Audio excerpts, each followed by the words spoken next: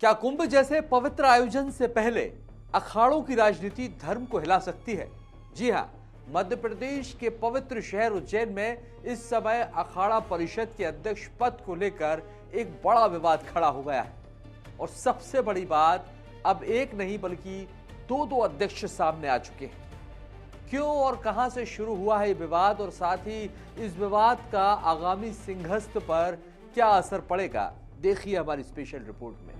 उज्जैन में अखाड़े को लेकर राजनीति एक बार फिर गर्मा गई है। अखिल भारतीय अखाड़ा परिषद में इस समय स्थिति बेहद असमंजस वाली है। गौरतलब है कि बीते रविवार को अखिल भारतीय अखाड़ा परिषद के अध्यक्ष पद को लेकर विवाद खुलकर सामने आया। दरअसल इस समय अखाड़ा परिषद में दो अध्यक्ष आमने सामने हैं। एक है महानिर्वाणी अखाड़े के सचिव रविंद्रपुरी महाराज, जिनके पास 8 अखाड़ों का समर्थन बताया जा रहा है, और वहीं दूसरे हैं निरंजनी अखाड़े के रविंद्रपुरी महाराज, जिनके पास 5 अखाड़ों का समर्थन बताया जा रहा है। अब दो अध्यक्ष होने की वजह से असमंजस की स्थिति बन गई है, जिसको लेकर अब निरंजनी अखाड़े के रविंद्रपुरी महाराज का बयान सामने आया और उन्होंने जुबानी हमला तेज कर दिया। दरअसल रविंद्रपुरी महाराज से जब दो अध्यक्षों के दावों को लेकर सवाल किया गया तो उन्होंने कहा कि प्रयागराज कुंभ से उनकी पहचान पूरे देश में है, जबकि कुछ लोग नासिक में भंडारे के नाम पर खुद को अध्यक्ष घोषित कर बैठे। चुनाव हो चुका है।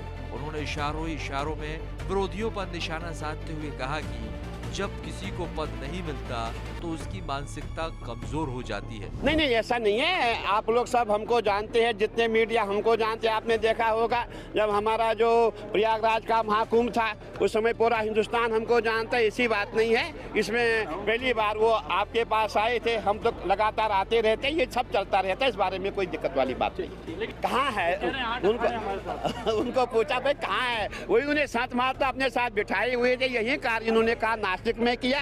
नासिक में भंडारे के नाम पर, उसमें हमारे अखाड़े के भी संत है, उनको भी बुलाया और बाद में समाचार निकाल दिया, अब हम अध्यक्ष हो गए। तो देखिए थोड़ा तकलीफ होती है। कहीं ऐसा भी हो सकता है कि जब आदमी बन नहीं पाता है, पद नहीं मिलता है, तो आदमी मानसिकता उसकी थोड़ा सा कमजोर होती है। बाकी वो हमारे भाई है, हम उनके भाई है। साथ ही इस दौरान निरंजनी अखाड़े के रविंद्रपुरी महाराज से जब अखाड़े के चुनाव को लेकर सवाल किया गया तो उन्होंने दो टूक कहा कि चुनाव नहीं होंगे, अगले चुनाव प्रयागराज कुंभ के बाद ही होंगे। चुनाव कुछ नहीं होगा, अभी चुनाव हो चुका है। अभी चुनाव हमारा प्रयागराज कुंभ के बाद होगा।